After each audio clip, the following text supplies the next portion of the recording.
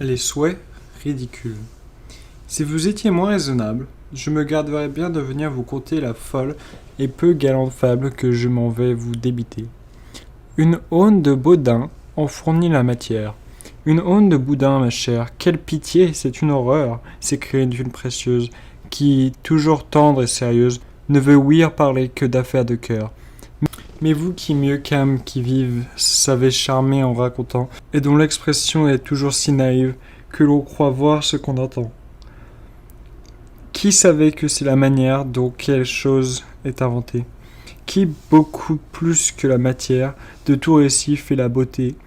Vous aimerez ma fable et sa moralité.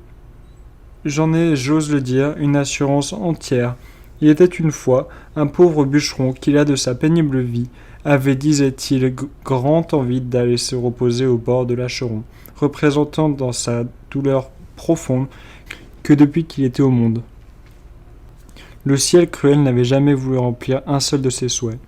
Un jour que dans le bois, il se mit à se plaindre. À lui, la foudre en main, Jupiter s'apparut.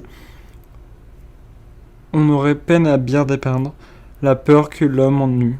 Je ne veux rien, dit-il en se jetant par terre.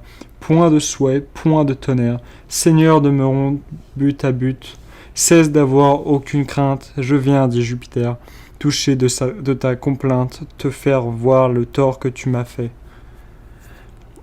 Écoute donc, je te promets, moi qui du monde entier suis... Écoute donc, je te promets, moi qui du monde entier suis le souverain maître, d'exaucer pleinement les 3 premiers souhaits que tu voudras former sur quoi que ce puisse être.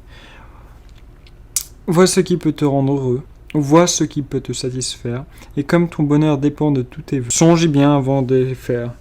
À ces mots, Jupiter dans les cieux remonta, et le gai bûcheron, embrassant sa falourde, fut retourné chez lui, sur son dos la jeta.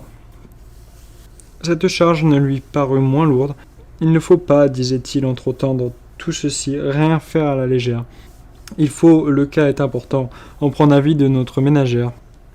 Ça, dit-il en entrant sous son toit de fougère. Faisons, Fanchon, grand feu, grande chair. Nous sommes riches à jamais, et nous n'avons qu'à faire des souhaits. Et là-dessus, tout au long le fait, il lui raconte à ce récit l'épouse vive et prompte. Forma dans son esprit 1000 vastes projets, mais considérons l'importance de s'y conduire avec prudence. Blaise, mon cher ami, dit-elle à son époux, ne gâtons rien à notre impatience, examinons bien entre nous ce qu'il faut en faire en pareille occurrence. Remettons à demain notre premier souhait, et consultons notre chevet. Je l'entends bien ainsi, dit le bonhomme Blaise, mais va tirer du vin derrière ses fagots. À son retour, il but, et goûtant à son aise près d'un grand feu la douceur du repos, il dit en s'appuyant sur le dos de sa chaise, pendant que nous avons une si bonne braise qu'une aune de boudin viendrait bien à propos. À peine acheva-t-il de prononcer ces mots que sa femme aperçut grandement étonnée un boudin fort long qui, partant d'un de ces coins de la cheminée, s'approchait d'elle en serpentant. Elle fit un cri dans l'instant, mais jugeant que cette aventure avait pour cause le souhait que par bêtise toute pure son homme imprudent avait fait, qu'il n'est point de pouille et d'injure, que de dépit et de courroux. Elle ne dit au pauvre époux, quand on peut, disait-il, obtenir un empire de l'or, des perles, des rubis, des diamants, de beaux habits, est-ce alors du boudin qu'il faut que l'on désire? Eh bien, j'ai tort, dit-il. J'ai mal placé mon choix. J'ai commis une faute énorme. Je ferai mieux une autre fois. Bon, dit-elle.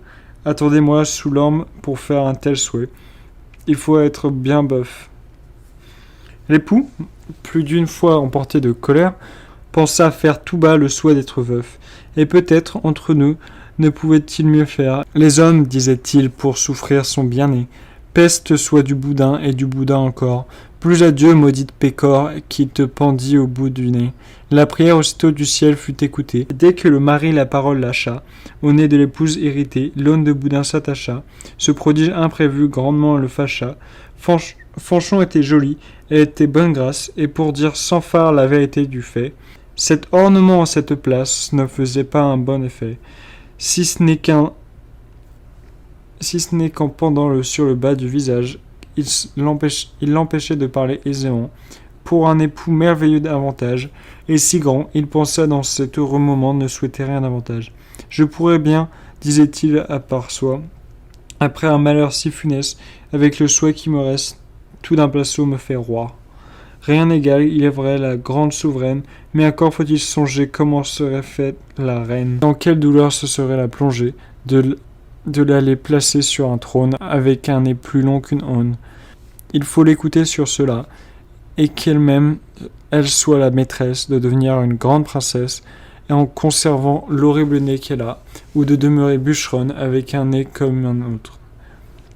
Et telle qu'elle l'avait avant ce malheur-là, la chose bien examinée, quoiqu'elle sût d'un sceptre et la force et effet, et que quand on est bien couronné, on a toujours le nez bien fait, comme au désir de plaire, et n'est rien qui ne cède, elle aima mieux garder son bas volet, que d'être reine et être laide.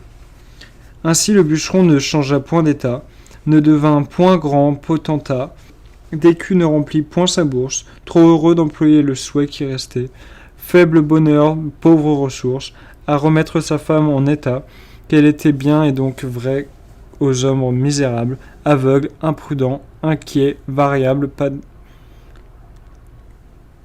n'appartient de faire des souhaits, et que peu d'entre eux sont capables de bien user les dons que le ciel leur a faits.